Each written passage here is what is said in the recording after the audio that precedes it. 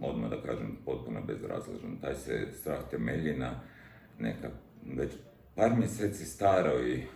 ideji da bi protutijela na taj protein, spike protein od virusa,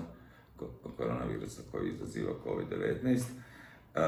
da bi ta protutijela ciljala jedan protein sincitin koji je važan za razvoj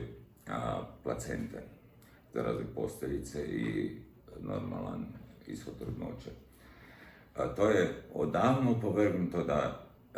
nisu dovoljno slični spike protein i taj protein sincitin koji je bitan za razvoj zdrave trudnoće i da protutijela koja se razviju na taj spike protein nikakvog utjecaja nemaju na taj protein sincitin. Uostalom, kada bi to tako bilo, kada bi ta protutijela ciljala i taj protein sincitin i onemogućavala normalnu trudnoću, onda bi sve žene koje su preboljele COVID bile zapravo u nemogućnosti iznijeti trudnoću, zato što preboljenje prirodne bolesti također stvara ta protutijela na taj spike protein, čiljasti protein na virusu,